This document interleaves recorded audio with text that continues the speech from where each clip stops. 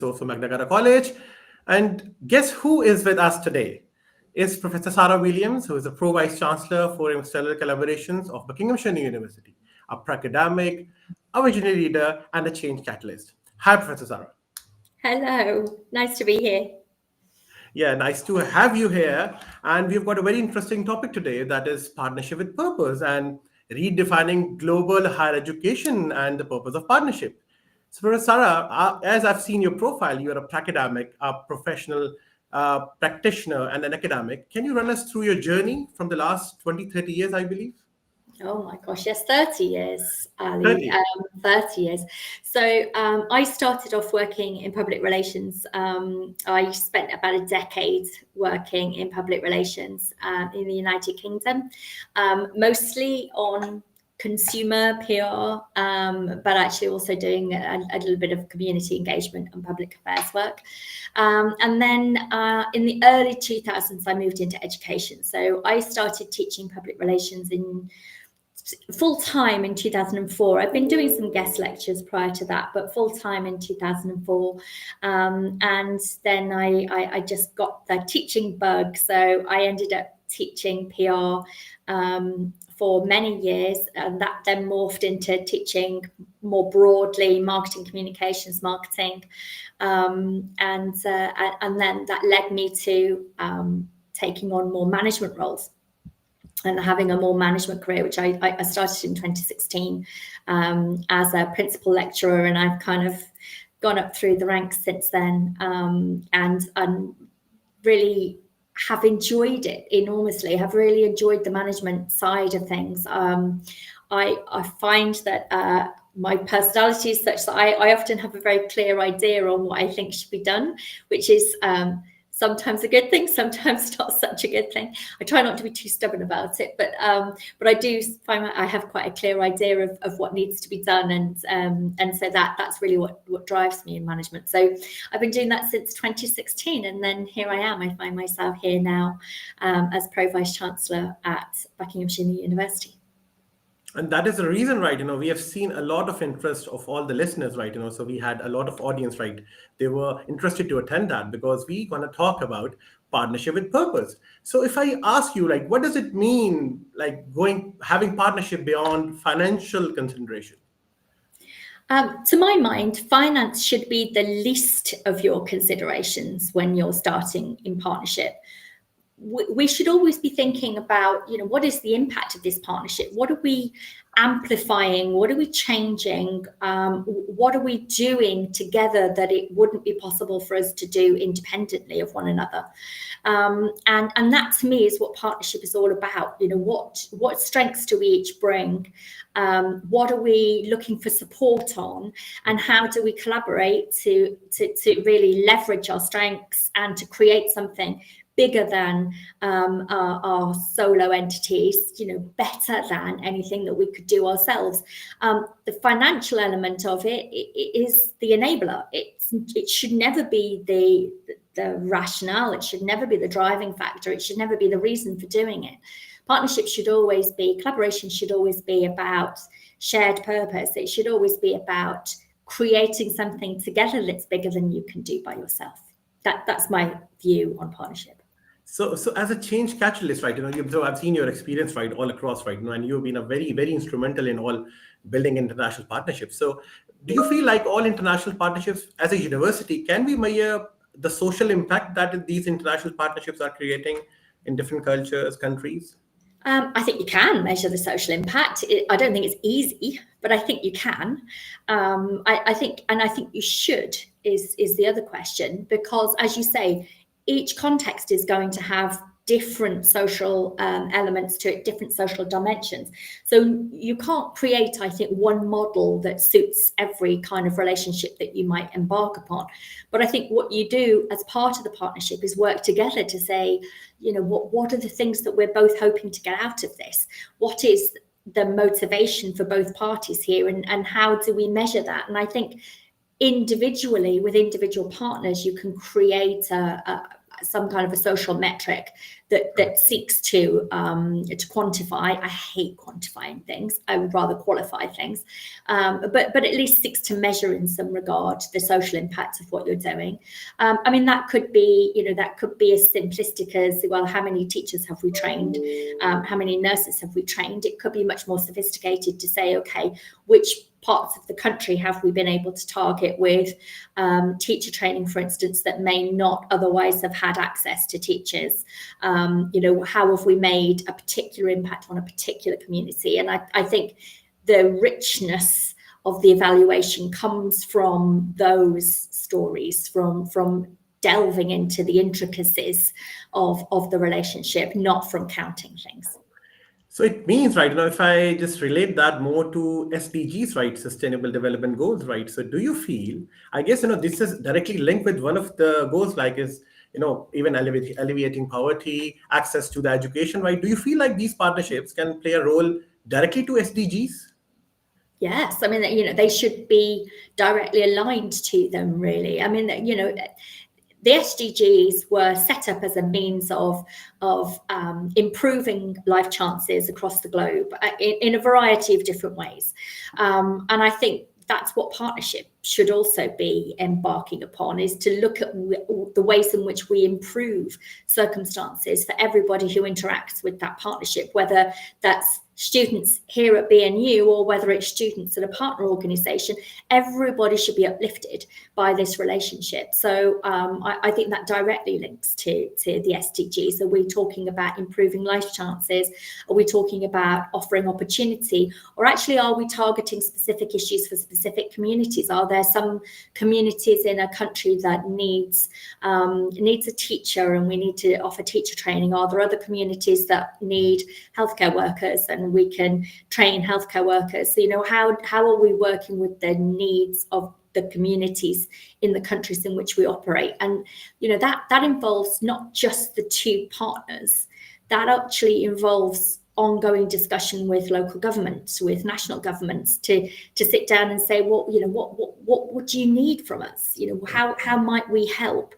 And it's not going in and imposing our idea of help onto partners, onto different countries, but actually asking and listening and saying, okay, do we have anything that we can help with here? Have we got anything to offer? And we may not have. And I genuinely think, if you don't have anything to offer, walk away. Yeah. If we come back to the point you made earlier, Ali, is it about money or is it about purpose? If there is no purpose, if you have nothing to offer, then you shouldn't be chasing the money just for money's sake. It can't be a one-way traffic, I believe, and it cannot be a monologue, and it needs two to tango. And of course, you're right, that of course you go to a country, they should let you know that we need this at this part, right, and we can work together for a collaboration. So, just for the listeners, right, I know we have got great, I can see many questions like popping in front of the screen, but of course, just to let the listeners that in the start of around 20 minutes, right, we already received some questions. So I'm going to start this with Professor Sarah, and then we'll open these questions to Professor Sarah, and we'll see how many that we can take. One of the questions, right, the Professor that reached me, because when we managed to launch this podcast, so many students were interested, despite this is a little niche to the people, right, who would like to run it, but of course, they said, what does it mean for them? So partnership with purpose, what does it mean for a student, right? For you?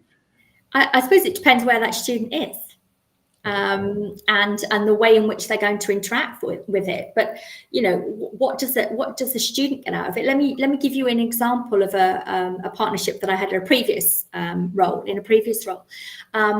We had students from the UK institution working on projects with students at the partner institution. So even though they were not in the same country, even though they were not in the same time zone, they didn't have the same life understanding, they didn't have the same cultural backgrounds, they were able to share that learning experience. They were able to build a project together, to work on a project together, and to have that international exposure. And I think what the students in the in the home institution here in the United Kingdom, what they got out of it was a real understanding of some of the challenges faced by students at partner institutions. They got a real understanding of actually the kinds of skills that they need, the way that they would approach learning, and the contexts that they were learning in. And I think the partner students were able to get an insight into what it was like to be on the home course, the host course in the United Kingdom. I think they were able to get something of an international experience themselves, working with UK students on a live project, which this was. So I think there's always benefits, but it's a question of thinking more broadly. Again, it's thinking more broadly than what's the financial impact of this partnership, right? It's about thinking, how do we ameliorate, how do we improve life chances for all groups of students studying this course? And it doesn't matter whether they're studying this course in this country, in Vietnam, in Pakistan, it doesn't matter where they're studying, they're all studying the same course. So how do they share that experience, and how can we build those experiences for them and make those experiences happen? So I think there's huge advantages for students wherever they're based in collaborative learning, in partnership learning. And it's down to the course teams, it's down to the institutions involved to really leverage that and to make it happen for those students. Perfect, right on the dot, like always, right? So, what do you feel like? There's normally a discussion between impact-driven, income-driven, right? So I know, right? Income is important to a university. Definitely, it is, right? We cannot take it out from the equation. But how do we have a balance, right? Can we have it both going together, income-driven, impact-driven, or maybe we can be more impact-driven and income comes anyway? Can you just clear this? I mean, my view is that impact should come first. Okay, if we're really clear on what the impact is going to be, and we're really focused on the impact, then the income is going to sort itself out. Okay, because if you focus on impact, then you're creating something meaningful. You're creating something that students want to be part of. You're creating something that actually is worthwhile for students to do. If they're investing their hard-earned money and their family's hard-earned money in education, then it needs to be meaningful for them. It needs to pay, right? They need to get the skills and the training and the education that they need to go and get the careers that they want. If they feel like they are getting the impact in their own lives of what we're doing within the collaboration, then they'll be much more positive about it. They'll speak much more positively to friends and family about what a great experience it was. And therefore, more students will want to come, more students will want to do it. I don't think we should chase the income. I think when you chase income, then it becomes something different. It becomes not about education. It becomes not about skills, not about impact, not about improving communities and improving life chances. And it just becomes focused on earnings. And, we just need more bodies. We just need more people sitting in the seats. If you don't care about those people, if you don't care about their outcomes, if you don't care about improving their lives, then you're in the wrong business, frankly. Yeah. So if I conclude for the first 13 minutes, right, to all HE leaders across the globe listening to us, work for impact, right? Money is a byproduct. It's going to come anyway. So as an that's expert, my view anyway. As an expert to partnership, right, Sarah, what kind of an outlook do you see of a university should look like approximately in next 10 years? Let's say we are our university. BNU specifically, or any university? Okay. We can start with any university and then you can funnel it to BNU. Oh gosh, I think universities are in for a rocky ride in the next few years, without a doubt. And there's no sugarcoating that. We can't pretend that things are easy and straightforward, because they're really not. And not particularly in the UK context, where I'm based.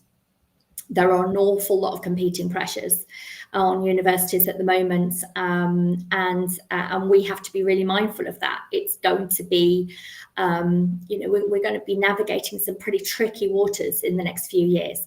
I think strong collaborative relationships give us hope. I think they give us the means for developing new approaches, new models for education, both in the UK and abroad. And I think they will help organisations to get through the next few years. There are going to be increased financial pressures on institutions. There are going to be increased regulatory pressures on institutions, and they're going to be competing regulatory issues as well, and particularly in the partnership space. I personally, and you know, this might be controversial, but I have nothing against regulation. You know, I'm a fan of regulation. I think that we do need to make sure that what we're doing is high quality, and I don't think that regulation is anything to be afraid of. I think that we need to embrace it, and we need to think about, you know, what we're doing from the student perspective. If we focus everything through a student lens, then we can see the importance of regulation, because regulation is there to ensure that the students we have on program right now that are walking through our doors and the induction programs that are going on downstairs, that they get the very best experience that they can, and you know, regulation exists to protect that experience. So I think regulation is going to be turbulent. Finance is going to be turbulent. You know, the whole sector is going to be turbulent for a few years to come. So I think this is where we need to draw strength from collaboration, draw strength from partnership, and look at what we can do together, both, you know, public-private relationships, but also, you know, between universities. I think that's where there is going to be opportunity in the next few years. Great. So if you would like to advise higher education leaders across the globe who are dealing in partnerships, right? Because I've got to see, just to let listeners know that, of course, they are waiting for their questions to be answered, and we've received a lot of questions, right? You know, and currently we have touched around 200 live viewers, right? So that's why you need to be patient, right? I just need to have two further questions, you know, before we go to your questions. So would like to give any advice, right? Because HE leaders are looking for advice from a person like you, because you have been dealing on these partnerships very successfully. So any two advices for the things that are changing in a couple of years that they should look forward to it, right? You know, maybe to making themselves move from good to great. Oh my gosh, I'm not sure I am qualified to be giving advice to HE leaders, but I think you know, the key things to look out for are the things that we've already been talking about. It's focusing on the impact that you're making. It's focusing on where you are doing good. You know, it's not going into a partnership with you know, what I call a colonialist mindset. You know, it's not going into things and saying, okay, here's what we have, what do you want to take? It's going in and listening. And listening to really what's needed from those local communities, and spending time talking to the communities. And that might mean talking to the partner organizations you work with, but actually broader than that. You know, just to give you an example from what we've been doing over the last few months, you know, I have been speaking.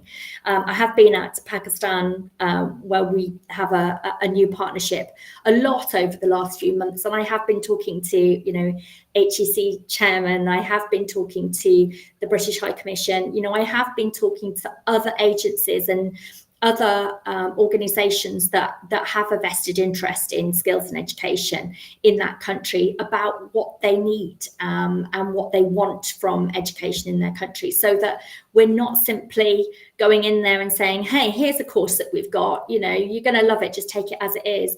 We're now in a better position to work alongside our partner to say, okay, how do we adapt this for your needs? How does this work for you? And how can we create something that works better for you? And how do you help us to do that? So, you know, again, just to give you an example from that same partnership, you know, we are actually taking advice from the head of academics there.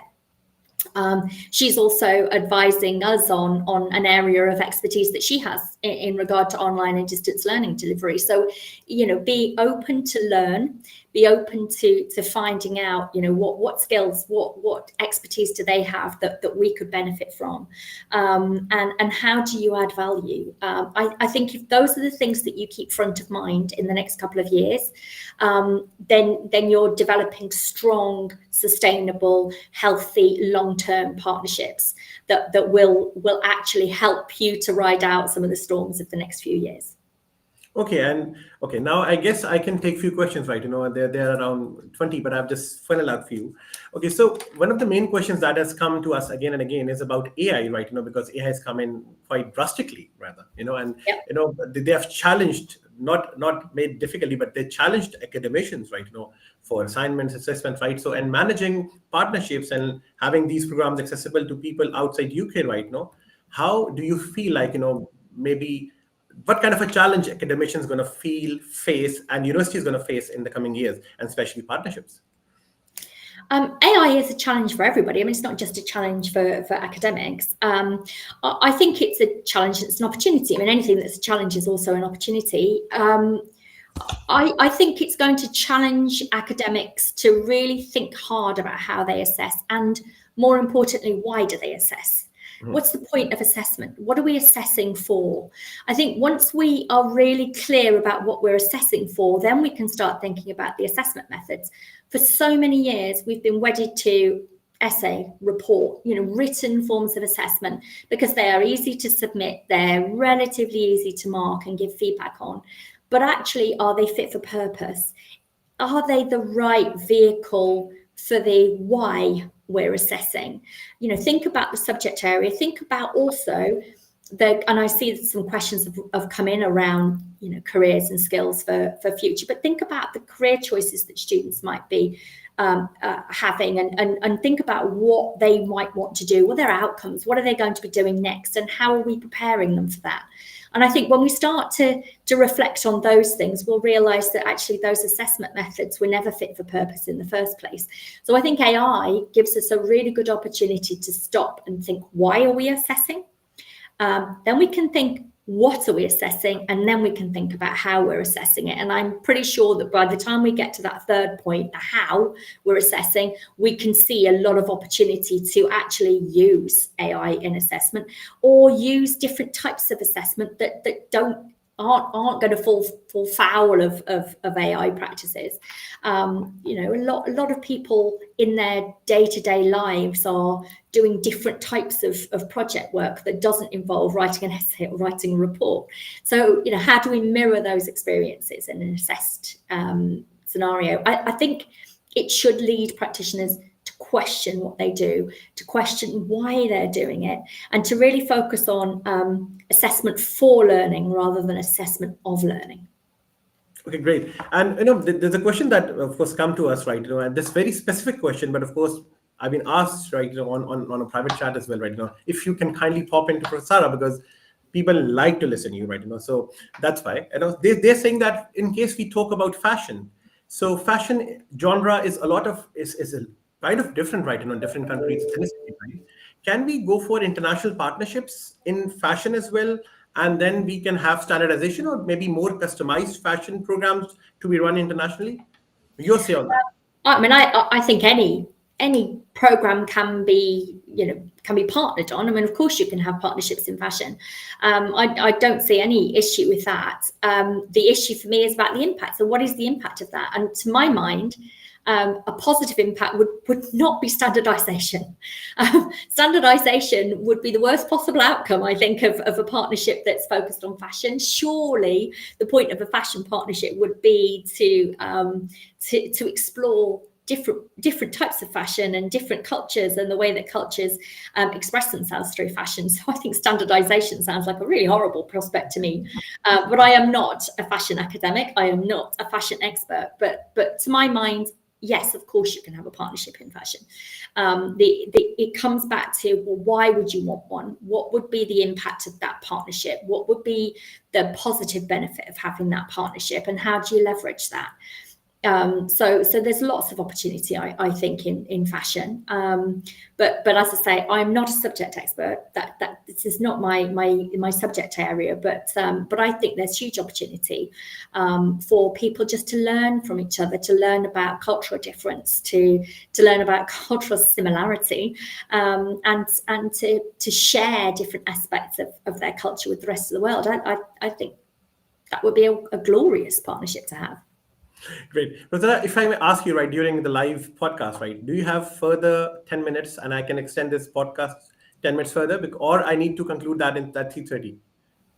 No, you don't need to conclude at 3:30. Okay, fine, right? Because we've got so many questions, so I had to pick it. Okay, so then let us stop questions first and come back to our podcast type, right? And so, Professor, with your access, right? Can I have a rapid fire with you? We got 10 questions, and Okay. you will have two options to select. It is a Okay. little challenging. You need to pick one, right? Okay. Okay, so we're gonna start it, right? So for you, purpose or prestige, Purpose. scale or impact, Impact. trust or technology, Trust. collaboration or competition, Collaboration. equity or excellence, Equity. tradition or innovation. Innovation. Okay, local relevance or global reach, Both.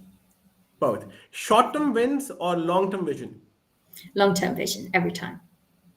people-driven or policy-driven. People-driven. Okay, evolution or revolution. I think evolution. Let's not throw the baby out with the bathwater. Thank you. Right. Okay. Coming back to the questions again. Right. Just wanted to. Okay. So, how do you see an outlook of a student? Right. So, as from a partnership perspective, what do you really want to see in a student? Right. Will you be focusing on student learning journey or his academic credentials in future? I think, from a BNU perspective, we've always focused on student learning journey.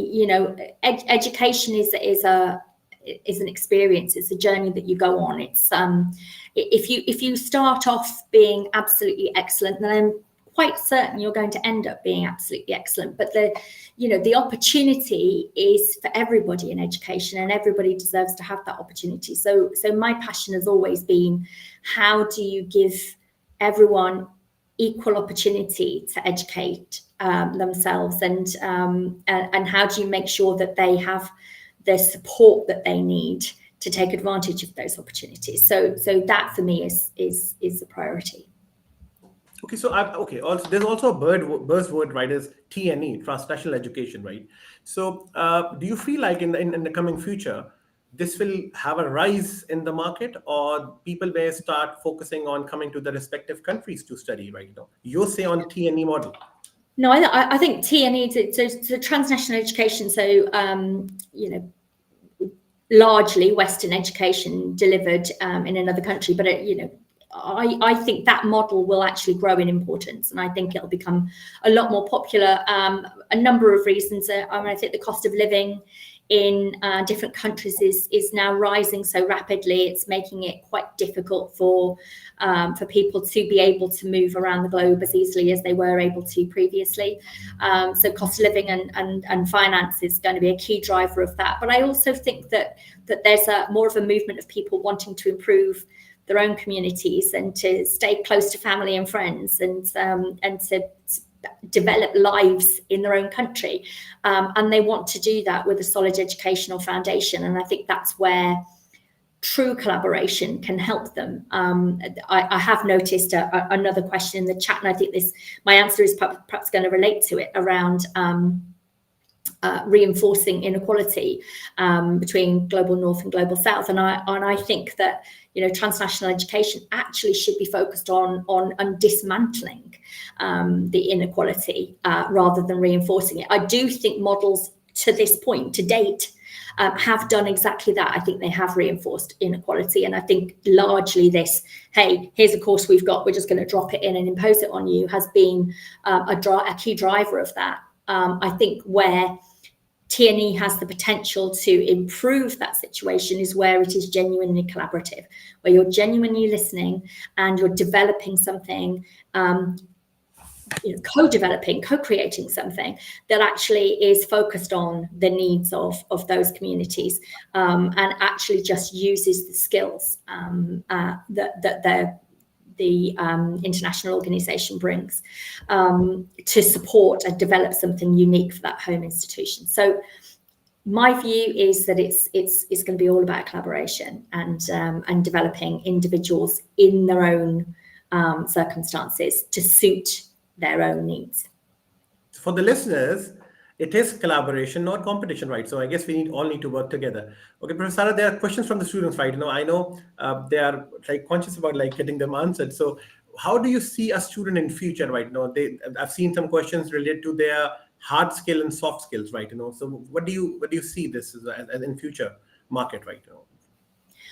You can't have a career, you cannot have a career without soft skills. I mean, that's just really clear.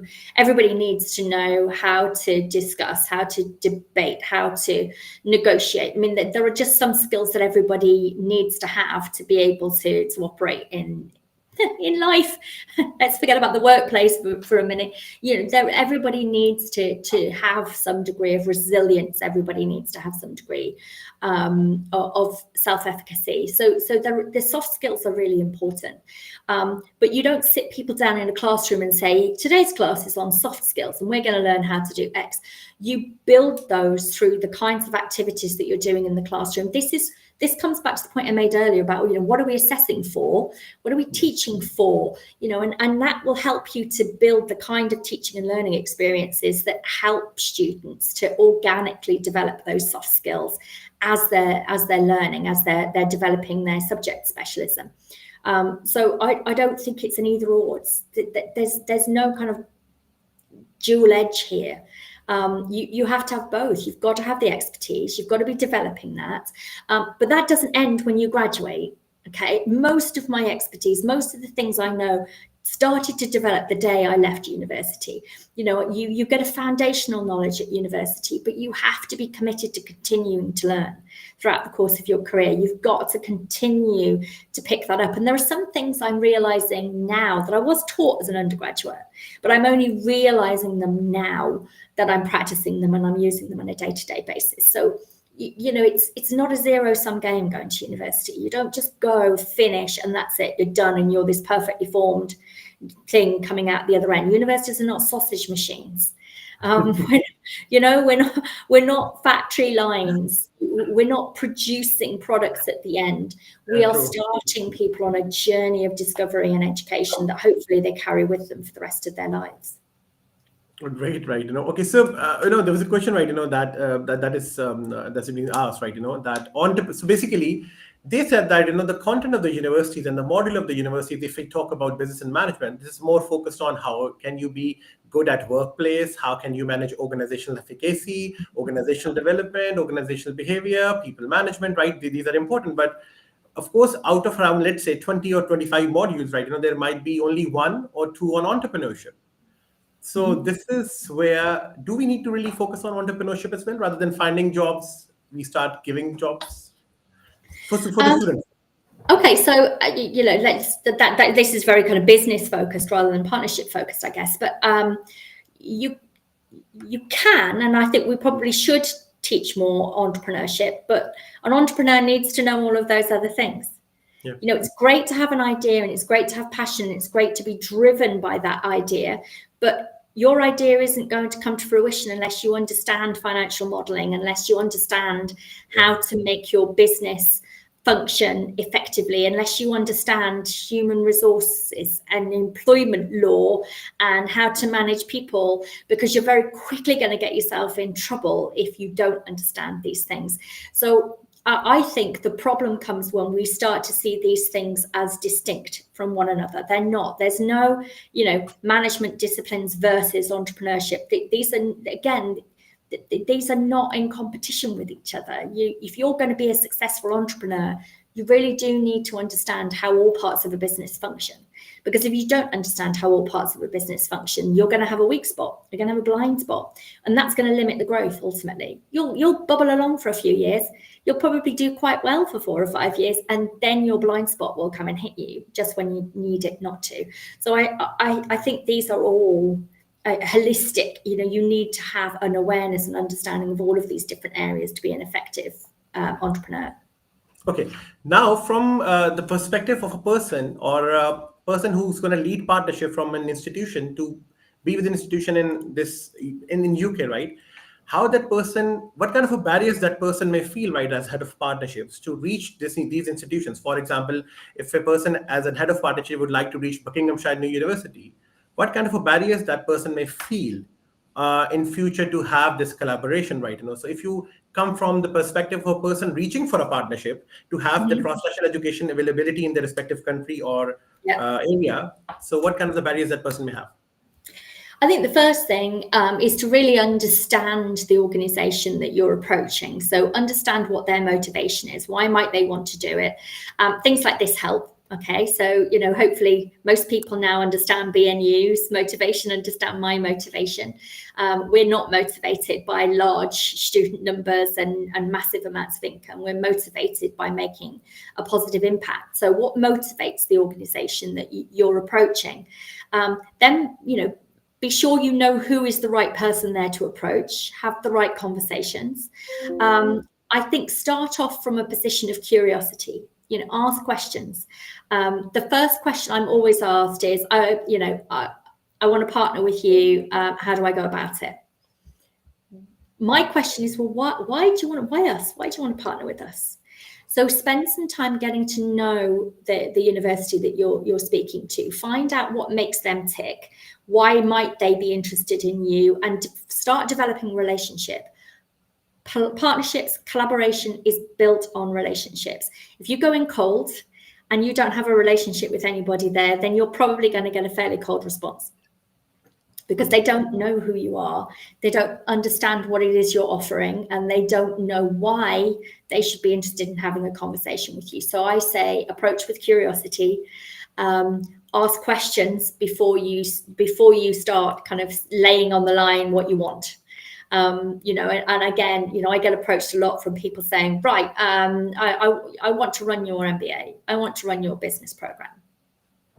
Okay, that's what you want. So what about what we want? And, start the conversation with getting to know you, finding out what the motivation of the university is, because that's the biggest barrier, honestly. I mean, there's lots of other things that come next, right? You've got to go through due diligence. You've got to, you've got to make sure that as an institution, you're in good financial health. You've got to make sure that you can demonstrate that you're meeting regulatory concerns, you're meeting the regulatory thresholds. All of these things are going to be really important because they'll come out during the due diligence process. But to start with, it's about understanding what that university wants from a relationship. What do they want from a collaboration, and what do you bring, and what do you need? And again, just to go back to a question that one young lady was asking in the chat around reinforcing inequality. A lot of the way that partnerships are established, a lot of the way that people approach partnerships does exactly that. It reinforces that inequality. When you come to a university and you say, and invariably it is business management, I want a business management course. I want to run your business management course. You're inadvertently helping to reinforce those inequalities. Actually, you should be coming and saying, we've identified that there's a real need for support around entrepreneurship, or a real support around financial literacy in our communities. I wonder if we could talk to you about developing something that would help us to address that skills gap, that would help us to support our communities with entrepreneurship training or financial literacy. Instead, it's yet more business management, and business management courses, let me tell you, are 10 a penny. Right? There's very little to differentiate one course from another, no matter what glossy brochures tell you. So actually, if you're taking a business management course from one university or another university, it's all the same. And actually what you're not doing then is taking account of the needs of your own community. So go to the host university, go to the university you want to partner with, and say, here's some research that we've done about the communities that we serve. This is the skills gap. This is what we want to address, and we'd really love your help to be able to do it. I think when you start from the position of listening and sharing, then you're going to build a better, stronger partnership in the end. Oh, lovely, right? Laser sharp. There's a question, right? I would like to ask, right, from again a perspective of person reaching in Western University to have TNE. What kind of a technological advancements, right, those universities may need, right? We know LMS and other things, right? But of course, as part of the partnership, right, what should they have in their mind, right? With respect to technological advancements in their systems, so that they can drive their academics very well as per the requirement. I mean, that very much depends on the course that they're going to be running, and the delivery mode of the course, whether it's in person, online, blended learning. The LMS, the learner management system, is really important, not just as a vehicle for engaging with students, but actually because a lot of students do self-study, a lot of the students do independent study, and you need to make sure that you've got a really good, really thorough, up-to-date, complete set of learning materials on a learner management system for students, so that they can revisit their learning at any time. That's part of a support package. But you're going to need different technology if you're doing online learning or blended learning to if you're doing in-person learning. You're going to need completely different technology if you're hoping to do computer science than if you're doing fashion. So I think it really does depend on the organization. The only thing I will say is you will have to invest in some kind of technological support, not least because there will be data sharing between countries, right? There's going to be sharing of student data and course data. And that's governed by UK law if you're cooperating with a UK partner. So you need to make sure that you've got systems that are up to date enough and robust enough to be able to manage the information that has to be shared between organisations and between countries. So that's a really difficult one to give a straight answer to, Ali. Sorry.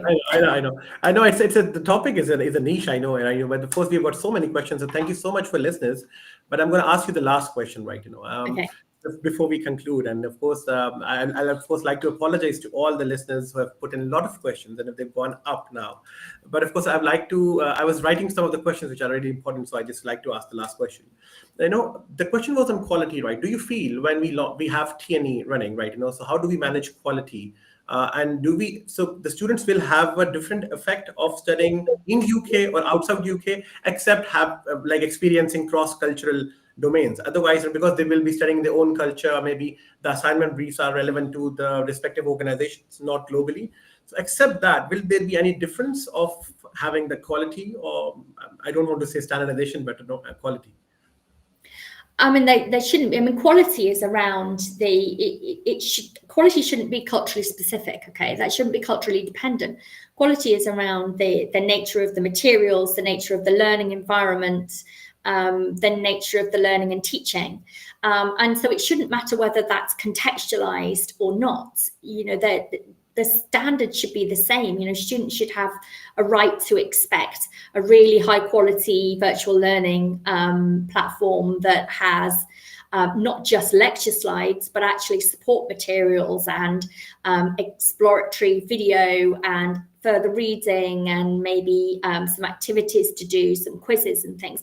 They should expect the richness of an online learning environment to support them as they go through their studies.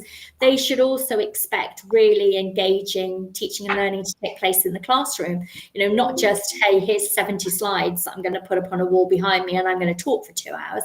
But they should expect that they will be doing activities, that they'll be doing group discussion, that they'll be unpacking casework, or they'll be actually working on some elements of a live brief, that they may be even leaving the classroom and doing some kind of experiential learning. They should expect that richness of experience.